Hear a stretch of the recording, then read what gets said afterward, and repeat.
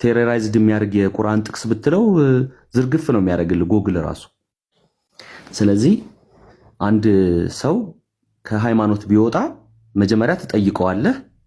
መግደልህ እኮ አይቀርም እኮ አላህ አክቡር በል ወይ ደግሞ ጸሎቱን እንዲያደርግ የሚደረገውን ይደረጋ፣ ካላበዛ ግን ግደለው ነው የሚለው።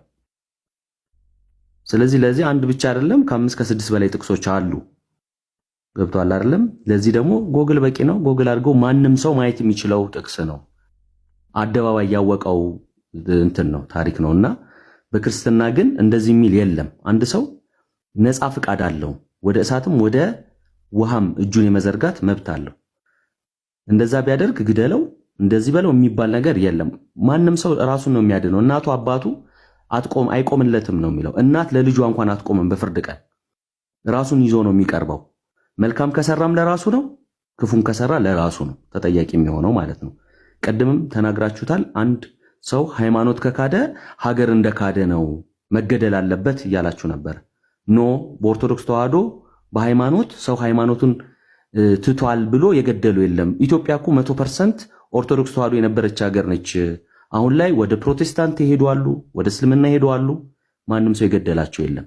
እኛም ደግሞ ሃይማኖታቸውን ለውጠው ስላልገደላቸዋቸው ስለተዋቸዋቸው መገደል አለባቸው ያለን የለም። እስልምና ግን አንተ እናታቸውን አሳደው ሊገሉ ይሄዱ ብዙ ሰዎች አሉ። ለዚህ ደግሞ ማዕት ጥቅስ አለ። ይህን የአደባባይ ሚስጥር ነው። ጎግል ላይ ቴሮራይዝድ የሚያደርግ የቁርአን ጥቅስ በሉ ያወጣላችኋል። ሁላችሁም እዚህ ያላችሁ እንግዲህ ወገናችን ጎግልን ጠይቁ ይነግራችኋል እያለ የቡና ቤት እዛ የለመደውን ተረት እንጂ ምንም የጠቀሰው ነገር እንዳለ ሁላችሁም ኮሜንት ላይ እንደታዘባችሁት ነው። እመኑኝ እንደዚህ የሚባል ነገር አለ፣ እንደዚህ የሚባል ነገር ሰምቻለሁ ምናምን እያለ ነው። ምንም የጠቀሰው አንድ የቁርአን ጥቅስ፣ ምንም የጠቀሰው አንድ የሐዲስ ጥቅስ የለም። ነገር ግን እኛ ከገዛ መጽሐፉ አምላክ የሚለው ኢየሱስ በብሉይ ኪዳን እንዴት ያለ ነገር ሲሰራ እንደነበረ እንመልከት። ለምሳሌ እርሱን የካዱት ሰዎች ላይ እንዴት አይነት ቅጣት ነበር የሚያስተላልፈው?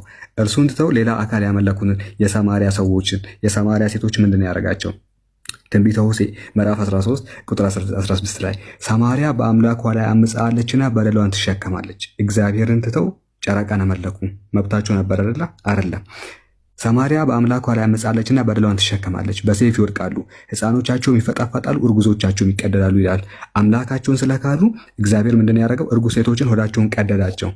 ሆዳቸውን ከቀደዳቸው በኋላ ከሆድ ውስጥ ያሉ ሕፃናት መሬት እንዲፈጠፈጡ አደረገ። ይኸው እርጉዞቻቸውም ይቀደዳሉ፣ ሕፃኖቻቸው ይፈጠፈጣሉ ይላል። ሰይጣን እንደዚህ ነገር አልሰራም።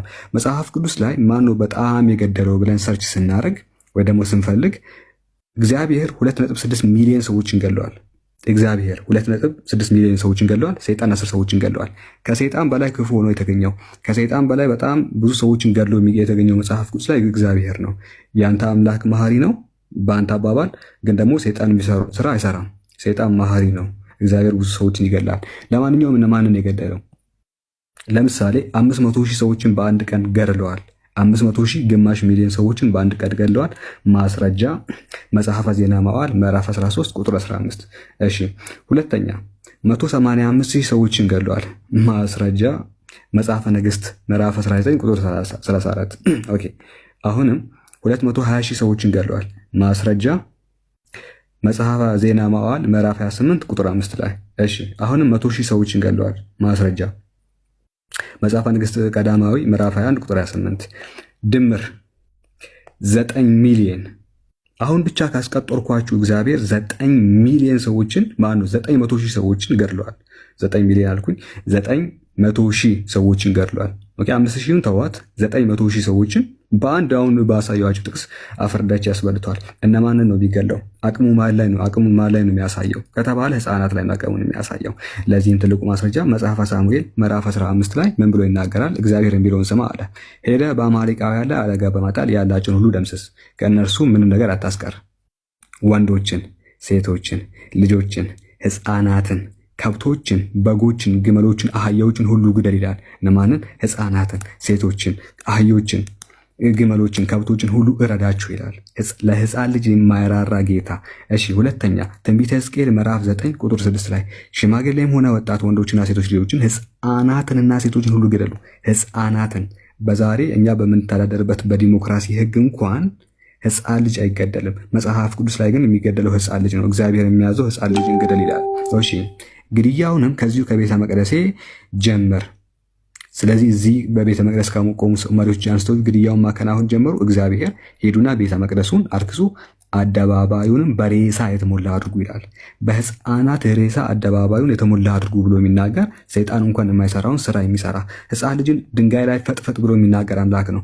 አለት ታውቃላችሁ? ጥቁር ድንጋይ ከእናንተ ውስጥ ጥቁር ድንጋይ የሚያውቅ ሰው? ጥቁር ድንጋይ በጣም ጠንካራው ድንጋይ ማለት ነው። አለት ይባላል እሱ። እሺ ምን ያህል መሰላችሁ? መዝሙረ ዳዊት ምዕራፍ 137 ላይ ሕፃናት ልጆችን እያነሳ በአለት ላይ የሚፈጠፍጣቸው የተባረከ ይሁን ይላል። ሕፃን ልጆችን እያነሳ በአለት ላይ የሚፈጠፍጣቸው የተባረከ ነው። ይኸው ሕፃናት ልጆችን እያነሳ በአለት ላይ የሚፈጠፍጣቸው የተባረከ ነው ይላል። ጥቁር ድንጋይን ፍጥፍጥ የሚያደርጋቸው ሕፃናትን እያነሳ እሱ የተባረከ እኮ ነው ይላል። ስለዚህ ሕፃን ልጅን ድንጋይ ላይ ፈጥፍጡና ተባረኩ የሚለው አምላክ የመጽሐፍ ቅዱስ አምላክ። ይሄ እንዴት አምላክ ሊሆን ይችላል? ግድያውንስ ማን ያዛል? እሺ 3 ደቂቃ አስጣለሁ። ቀጥለውን ማስረጃ ካለ ብቻ ትቀጥላለህ አሁን